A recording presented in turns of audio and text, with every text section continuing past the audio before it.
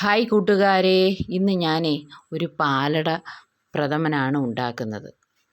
അപ്പോൾ അതിന് വേണ്ടിയിട്ട് കുറച്ച് വെള്ളം അടപ്പേ വെച്ചിട്ടുണ്ട്. വെള്ളം തിളച്ച് വന്നപ്പോഴത്തേക്ക് അതിനകത്ത് അട കൂടി ഇട്ട് കൊടുക്കുന്നുണ്ട്. അട തിളച്ച് വരാറാകുമ്പോഴത്തേക്ക് നമുക്ക് കുറച്ച് വെള്ളവും കൂടെ ഒഴിച്ചു കൊടുത്ത് അതൊന്ന് ഊറ്റി വാരി എടുക്കാം. ഊറ്റി വാരി മാറ്റി വെക്കാം വെള്ളം വാലാൻ വേണ്ടിയിട്ട്. അപ്പം വെള്ളം വാലാനൊക്കെ വെച്ചു. അത് കഴിഞ്ഞ് നമുക്ക് ഒരു പാത്രം അടപ്പേ വെച്ചിട്ടുണ്ട്. അതിനകത്ത് കുറച്ച് നെയ്യ് ഒഴിച്ചു കൊടുത്തിട്ടുണ്ട്.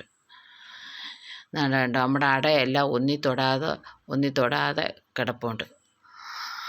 അപ്പം നമ്മൾ ചൂടായ ആ നെയ്യിലേക്ക് ഈ അട ഇട്ട് കൊടുത്തു. ഇനി ആ അടയിലെ വെള്ളം ഒന്ന് വറ്റിച്ചെടുക്കണം. നെയ്യിലിട്ട് ഇളക്കി ഒന്ന് വരട്ടി എടുത്തിട്ട് നമുക്ക് പാല് ഒഴിച്ചു കൊടുക്കാം.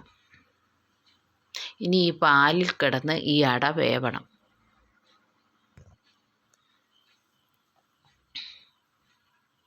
അട വെന്ത് വന്നപ്പോഴത്തേക്ക് നമ്മൾ ശർക്കര പാനി കൂടി ഒഴിച്ചു കൊടുത്തു. ശർക്കര ഞാൻ നേരത്തെ ഉരുക്കി വെച്ചിട്ടുണ്ടായിരുന്നു, അത് ഒഴിച്ചു കൊടുത്തു. ഇനി ആ അടയും ശർക്കരയും എല്ലാം കൂടെ, ശർക്കര പാനിയും എല്ലാം കൂടെ പാലും കൂടെ വെന്ത് വറ്റി വരുമ്പോഴത്തേക്ക് ഞാൻ കുറച്ച് ചവ്വരി വേവിച്ച് വെച്ചിട്ടുണ്ടായിരുന്നു.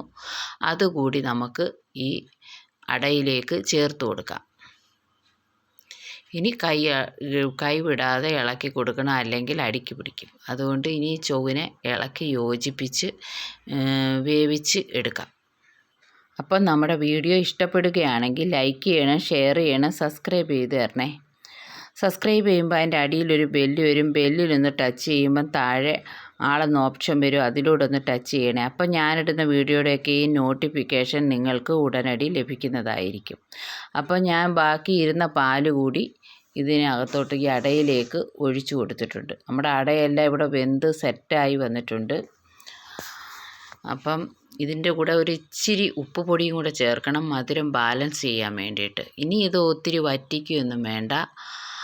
ഇതൊന്ന് തിളച്ച് വരുമ്പോഴത്തേക്ക് നമുക്കിത് മാറ്റി വെക്കാം. പാല് ഇച്ചിരി കട്ട പിടിച്ചായിരിക്കുന്നത്. അതിപ്പോൾ ഇത് കിടന്ന് തിളയ്ക്കുമ്പോഴത്തേക്ക് അതങ്ങ് ഉരുകി മാറും.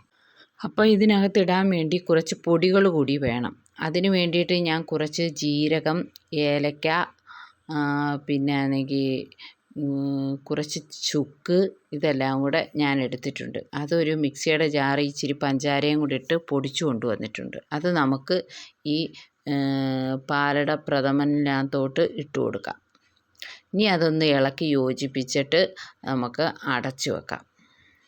അടച്ചു വെച്ചിട്ട് പിന്നെ ഇതിൻ്റെ മുകളിൽ വറുത്തിടാൻ വേണ്ടിയിട്ട് ഒരു പാൻ ഞാൻ അടപ്പേ വെച്ചിട്ടുണ്ട്. അതിൽ കുറച്ച് നെയ്യ് ഒഴിച്ചു കൊടുത്തു.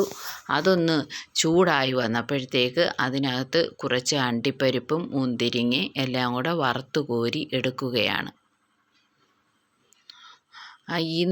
ഈ നെയ്യോട് അധികമുള്ള നെയ്യും കൂടെ ഇതിനകത്ത് ചേർത്ത് ഈ പ്രഥമനിലോട്ട് ഒഴിച്ചു കൊടുക്കണം. പ്രഥമനെന്നോ പായസമെന്നോ നമുക്കിഷ്ടമുള്ള എന്ത് പേര് വേണമെങ്കിലും വിളിക്കാം, നമ്മളല്ലേ കഴിക്കുന്നത്. അപ്പം നമ്മുടെ പാലട പ്രഥമനൊക്കെ ഇവിടെ റെഡിയായി വന്നിട്ടുണ്ട്. അത് ഇപ്പോൾ ഇരുന്നപ്പം തന്നെ അത് കുറുകി തുടങ്ങിയിട്ടുണ്ട്. അപ്പം നമ്മുടെ പ്രഥമനിലേക്ക് ആ നെയ്യിൽ വറുത്ത അണ്ടിപ്പരിപ്പും മുന്തിരിങ്ങ എല്ലാം തട്ടിയിട്ട് കൊടുത്തിട്ടുണ്ട്. അപ്പം നമ്മുടെ ടേസ്റ്റി ആയിട്ടുള്ള നല്ല ഒരു പാലട പ്രഥമൻ ഇവിടെ റെഡിയായി വന്നിട്ടുണ്ട്.